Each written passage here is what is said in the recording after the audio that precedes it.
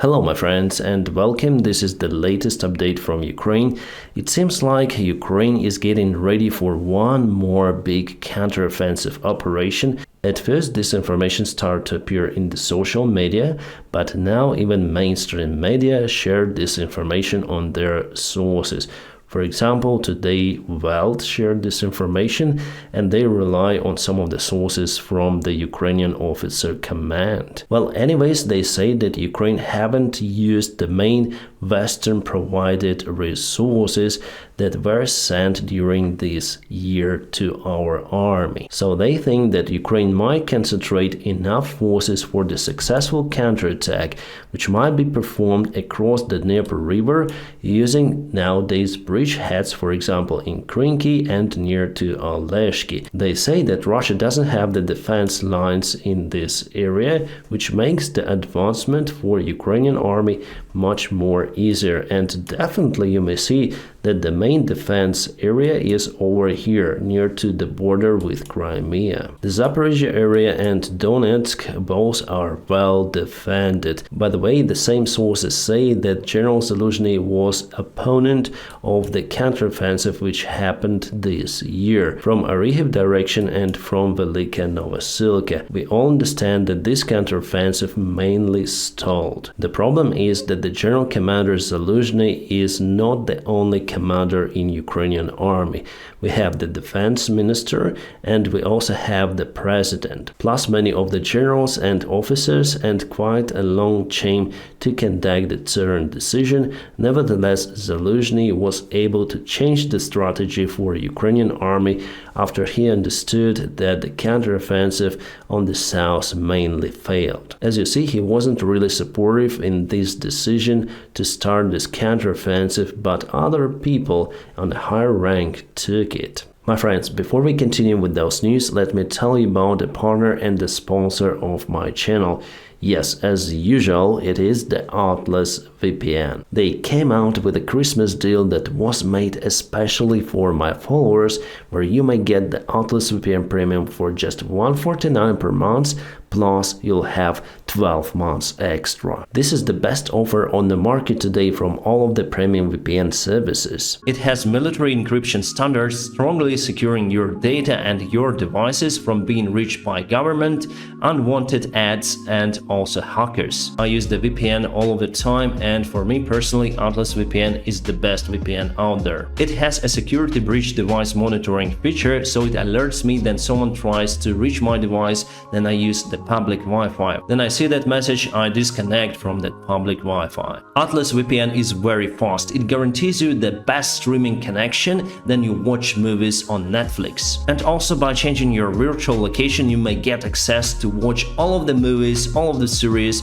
on Netflix platform. And now my friends, please check out my personal link in the video description just below, or scan the QR code available on the screen, where you may get the Atlas VPN Premium with a huge Christmas discount for just $149 per month, plus you obtain 12 months extra. This unique deal was made especially for my followers and it's temporarily valid, so hurry up to join the club. The next year we're gonna receive the fighter jets F-16s and probably F-18s, which might help Ukraine to advance towards Crimea. As sources say, General Zaluzhny is now responsible for planning this operation, and he is not against it. Even though we have now the problems with military support from the United States, but I'm sure that it is the temporary issue, and most of the analytics are also sure that Ukraine will obtain $61 billion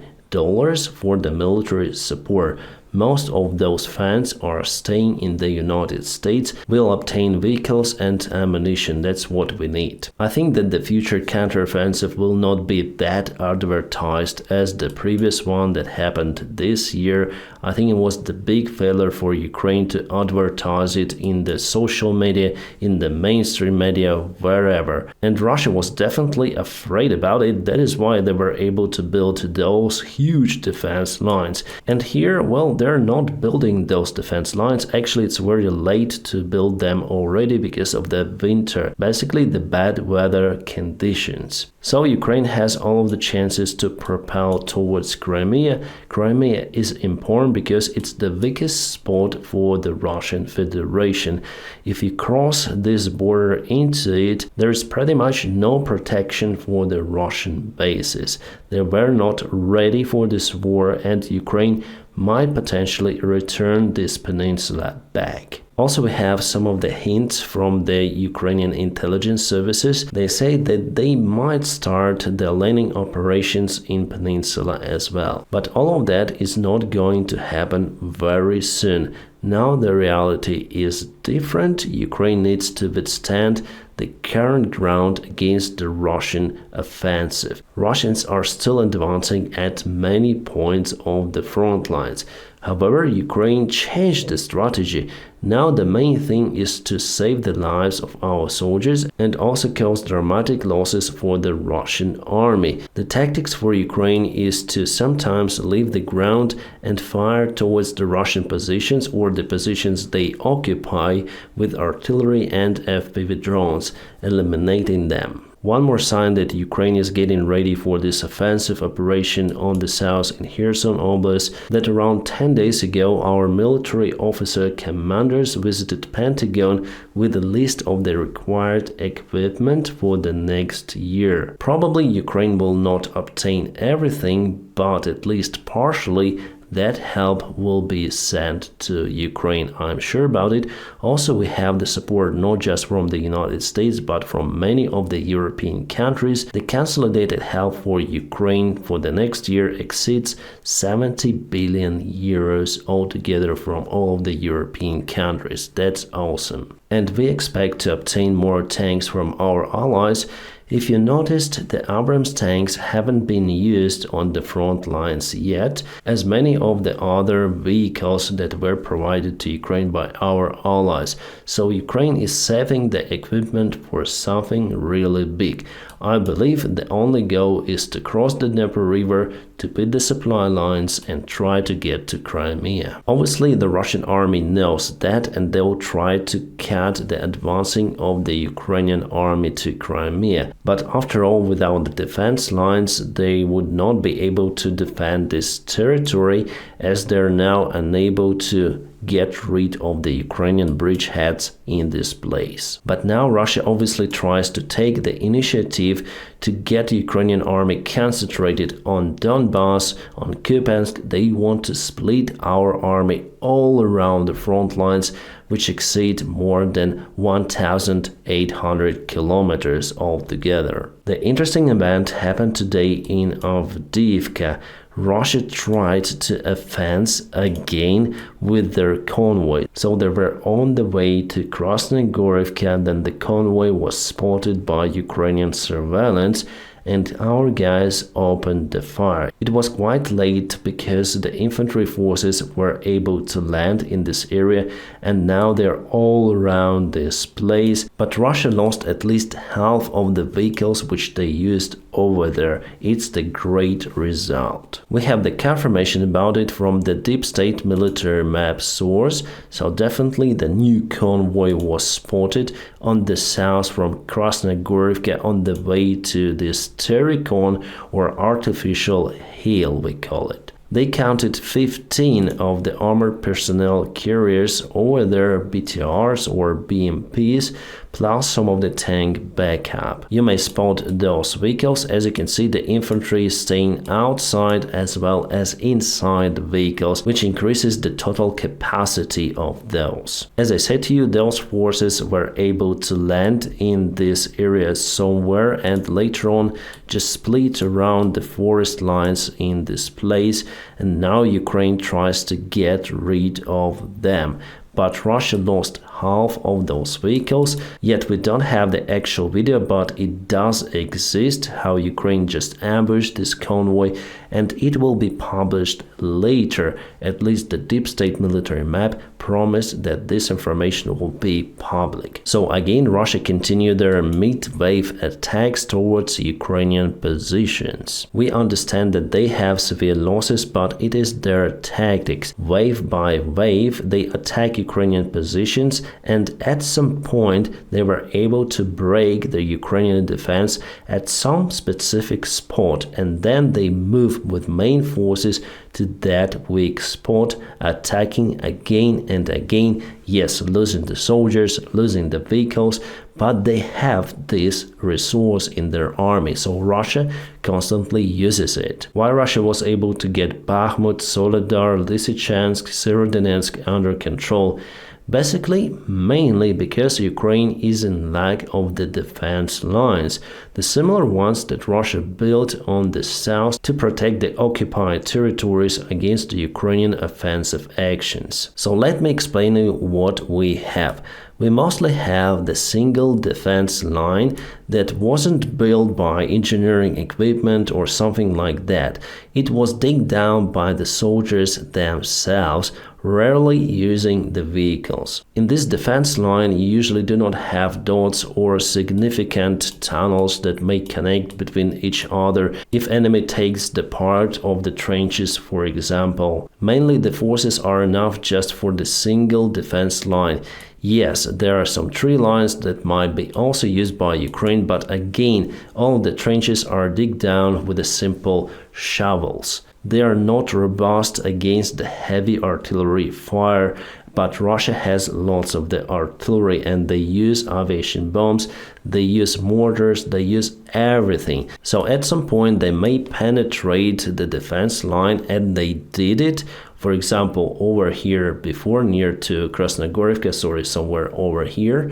They do not do it right away, but they continue attack and attack. Yes, they're losing the forces, losing again, but some wave, actually, if they hit at one point all the time, they penetrate the defense. That is their tactics, to lose lots of the forces, but finally make a breakthrough. The tiny little, but still. Alright, so what happens? Then Russia penetrates the Ukrainian defense line. Ukraine simply sends more and more reinforcements to actively fight in a frontal counterattack with the Russian army. That is what we witnessed in Stepove. After Russians crossed this railroad, Ukraine sent more and more reinforcements to push Russians out, but in this case unsuccessfully, because Russia sent more and more waves. If they penetrate the defense, you need to waste lots of the resources and unfortunately human lives to counteract to the Russian attack. That's where Ukraine has the most of the losses in our tanks, armored vehicles and infantry. And why Russia is able to penetrate those defense lines? Because sometimes our guys are in the trenches for many days under the constant Russian waves of attacks. They do not sleep, they eat very badly, and simply physically they are unable to perform well in defending the territory. It's impossible. So they fight well, but every human body has its own limits. We're not cyborgs as well as the Russian army. And from Russia, this strategy works, even though it is a very simple one. Mainly they did it throughout their history. That is why in most of the Russian wars, they usually have at least 3 times more losses compared to their enemy side. So how to counteract this problem is to have many of the defense lines that will back up each other. This one would use the long-range weaponry to target the Russian army, and you need to constantly change the soldiers from one line to another and back to ensure that they're capable to fight. Yes, at some points of the front lines we have this defense, but not in Avdiivka for sure. I got this detailed information from one of the Ukrainian journalists. His surname is Botusov, and he recently visited Avdiivka. He told this reality that I'm saying to you right now. Our soldiers are simply exhausted at the only line of defense under the constant Russian mid waves. The defense line they built on their own. There is no strategic decision from the Ukrainian military command to build many of the robust defense lines similar to what Russia built on the south. Yes, it requires time, and maybe right now it's too late to build them in Avdiivka, but at least we should have them somewhere in this area to avoid the further Russian movement. I believe that President Zelensky understood this issue because around 1 week ago he stated that Ukraine will concentrate on defense and we're gonna build many of the defense lines on the current positions. So mainly this is how the mid-waves tactics works. You don't need to be the military expert to win in this case if you have mostly unlimited resources in your infantry and armored vehicles. For the Russian Federation, the armored vehicles are much more important compared to their soldiers. The Wagner army before used the same tactics in Bakhmut. They sent lots of the prisoners again and again, and then finally they have the breach in defense.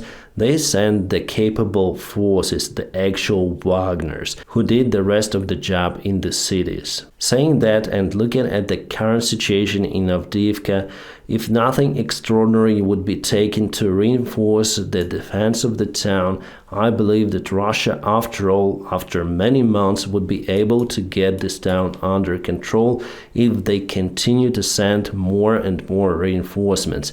Yes, they would lose thousands more soldiers, hundreds more of the armored vehicles and tanks. But again, they may allow it for them because they have the large army and they still produce tanks and infantry vehicles. So it's not a huge problem for Putin whether he would lose 100,000 soldiers or 500,000 soldiers. He needs Avdiivka. And we may see that Russia is moving in attack from this hill across the lake. Recently, they took this area under control, and yesterday they advanced towards this place. So again, Ukraine is losing some territories in Avdiivka. But what Ukraine does almost every day is cutting the Russian supplies. For example, today there were a couple of the kabooms in Donetsk city. The Russian command headquarters exploded and one more oil depot got fire. Yesterday, the same thing happened to the other oil storage. So Russia, I believe, will slow down a little in Avdiivka because they take the fuel from those storages. Yes, those are the happy Russian soldiers just a second before they are unhappy. And we have one more issue with the FPV drones. Our army still mostly relies on volunteers in purchasing the FPV drones and the surveillance drones for Ukrainian army. 90% of all of the drones were delivered by volunteers. We do not have the reliable program from our government to buy the drones or the drone parts for Ukrainian army. We do not have the government program to produce the drones, I mean small drones, FPV drones for Ukrainian army. But our guys are in need of those tools. Every brigade needs hundreds of those. So without the volunteer help, it would not be possible to use the FPV drones on the front lines. In Russia, they do have the government programs to develop and produce the FPV drones. That is why at some point they will overcome Ukraine in using of the FPV. Plus, obviously, China supports Russia with the spare parts and with the drones themselves and with the technology to produce them. So, quite sad about it. Luckily, we still have lots of the volunteers willing to help Ukraine. What we have now in Ukraine is the serial production of those kind of the drones. It's said that they're capable to fly for more than 700 kilometers. They have the piston engine, similar to Shahed drone, but I think they're a little smaller. But still, it's the good thing that Ukraine develops many of the drones. But we also should concentrate on the casual small drones, which most of the soldiers could use. I don't know why, but Russia launched many of the military Antonov 1-4 Ruzzian aircraft. Those are the transport airplanes, some of the record-breaking because they're huge, and they launched them in formation. Beautiful view, so many big airplanes flying around, but what was the purpose to do it? Because actually Russia is in a deep trouble with those airplanes. They're unable to produce the engines, the D-18T, one of the most powerful engines out there, because they were produced in Ukraine, and those airplanes were also produced in Ukraine. So Russia mainly is in lack of the spare parts. So with every takeoff and every landing, Russia just wastes the resource of those airplanes. Plus, those airplanes are quite thirsty. So this group flight, because of the resource and kerosene, might have cost more than $1 million, I believe. But again, I don't have the clue why they're flying those airplanes like that. Russians are trying to hide their supply events. Yes, for sure, no one would understand that it is the Bukhanka UAZ. My friends, there are some videos that I'm unable to show you on this platform. For example, this is the Russian guy with a grenade launcher, tries to target something in this very close environment and very close to the window. You might understand what happened to him. Yes, once again, the Darwin Award. All of that stuff and the news about Ukraine I publish on my Telegram channel, which you may find in the video description just below. Also, please don't forget to press the like to this video. By doing so, you help me a lot. And obviously, check out my link for the Atlas VPN, which now goes with a huge Christmas discount. The deal is time limited, so hurry up to join the club. My friends, I wish you all a peaceful sky wherever you are, and have a great time.